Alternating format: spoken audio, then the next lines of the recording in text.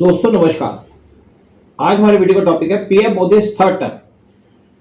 PM Modi claim कर रहे हैं कि एनडीए को 400 से ज्यादा सीटें मिलेगी और पीएम मोदी का बहुत बड़ा क्लेम है और जो कहते हैं वो करते भी हैं। पीएम मोदी ने इलेक्शन कैंपेनिंग के अंदर ये भी कहा था कि जो भी उन्होंने अब तक अचीव किया है अपने 2 टेन्योर्स के अंदर वो सिर्फ स्टार्टर था और मेन भोजन यानी कि मेन कोर्स अभी आना बाकी है थर्ड टर्म के अंदर। और पीएम मोदी जो कहते हैं वो करते भी हैं और कोई जो बात करते हैं वो मीनिंगलेस नहीं होती। पीएम मोदी हमेशा ही जो चीज़ कहते हैं वो करते हैं और ये विजन के साथ करते हैं। तो पीएम मोदी का जो विजन है थर्ड टर्म का वो क्या है? अगर हम बात करें पीएम मोदी के 2 टेन्योर्स की, जितनी भी बात कर दें वो कम है, जितनी भी अचीवमेंट की बात करें वो भी कम है। लेकिन कुछ मेन बातें हैं कि फर्स्ट टेन्योर के अंदर पीएम मोदी 100 कंट्रीज में विजिट किए थे।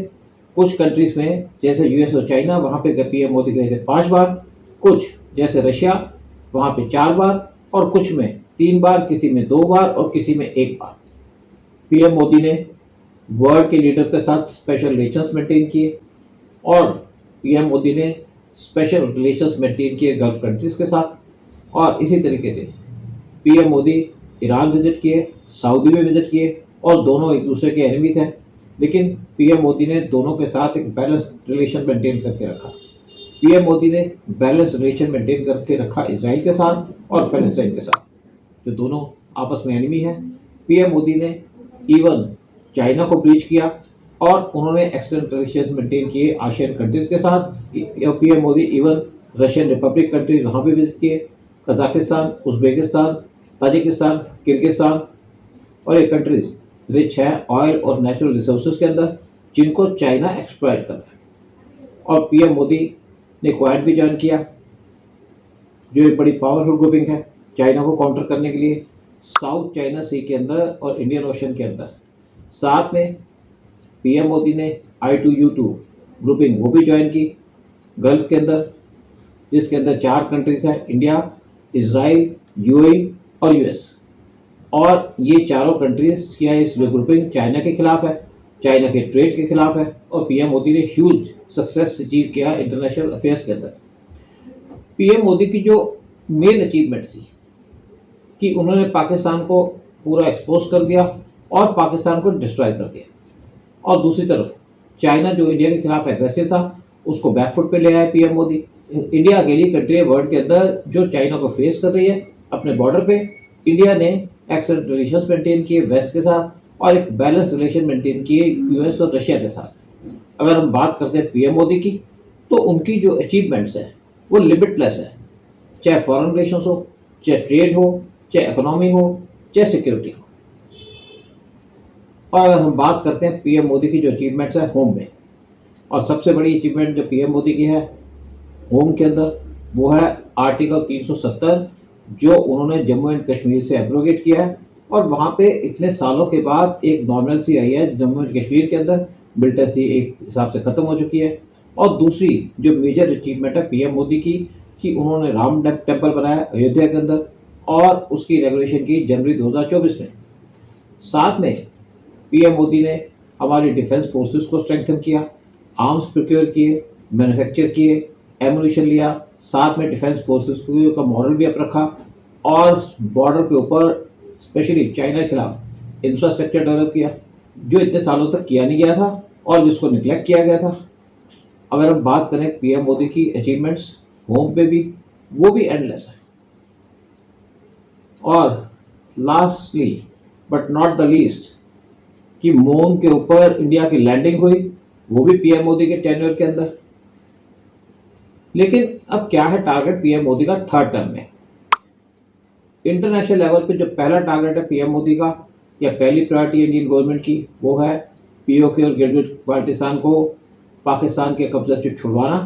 ऑल्दो पीएम मोदी ने कम्प्लीटली एक्सपोज कर दिया पाकिस्तान को और पाकिस्तान की इकोनॉमी को शटर कर दिया, लेकिन अब टाइम आ चुका है कि पाकिस्तान को एक फाइनल ब्लो दिया जाए और जो प्रॉब्लम है जिसका नाम है पाकिस्तान, उसको हमेशा के लिए सॉल्व कर दिया जाए।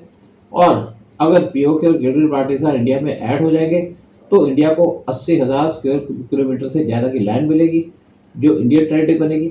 साथ में इसका बड़ा सीरियस इम्पैक्ट होगा पाकिस्तान के ऊपर, और जब इंडिया का कंट्रोल होगा पीओके और गिलगित बाल्टिस्तान के ऊपर, तो पाकिस्तान ऑटोमेटिकली टूट जाएगा, और जो प्रॉब्लम है टेररिज्म की पाकिस्तान की तरफ से, वो हमेशा के लिए सॉल्व हो जाएगी।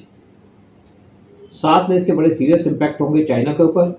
चाइनीज सीबीसी जो अभी तक फिनिश नहीं हुई, और उसके अंदर चाइना के $46 बिलियन लगे हुए हैं, वो डूब जाएंगे, और इससे चाइना की इकोनॉमी को बहुत बड़ा इम्पैक्ट पड़ेगा, झटका लगेगा।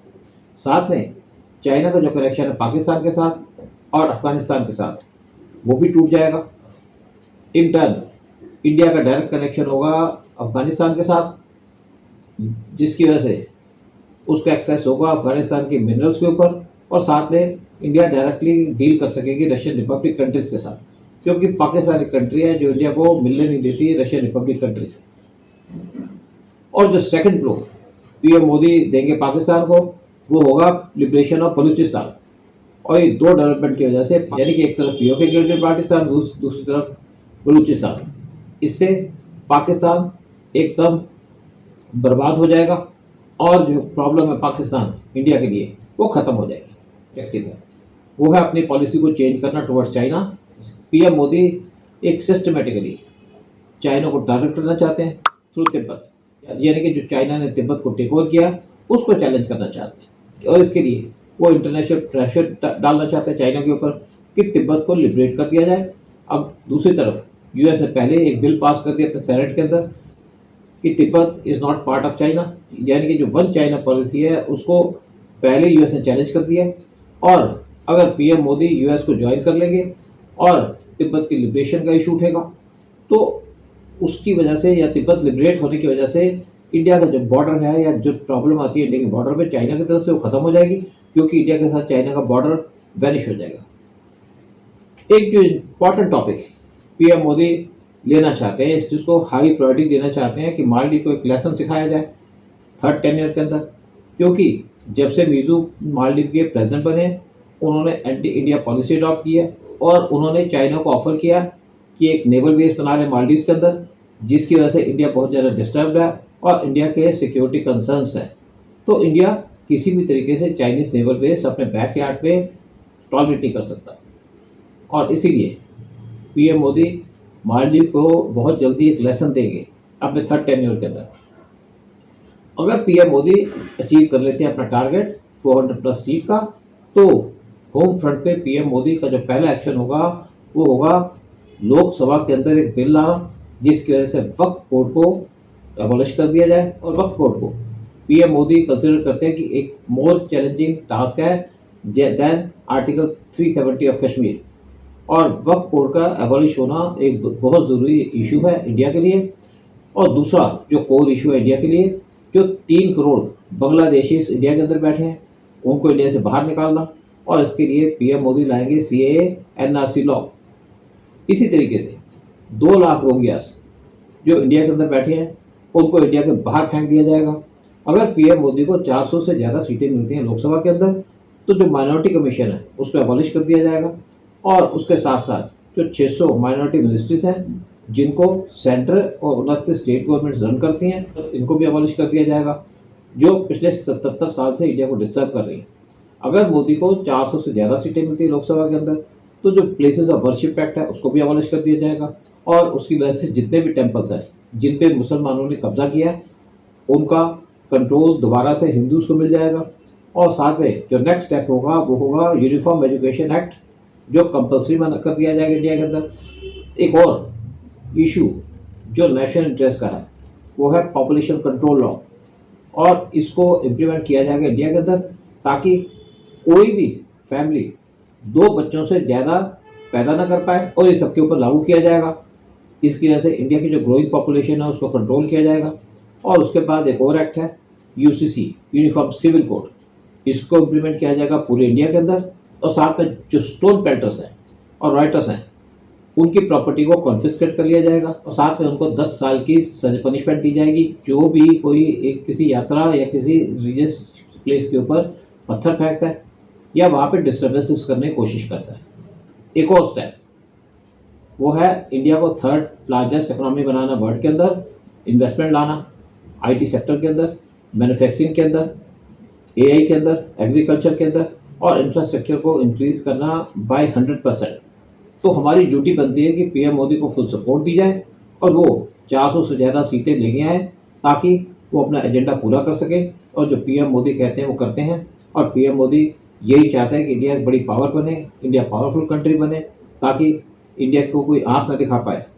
जय हिंद, जय भारत।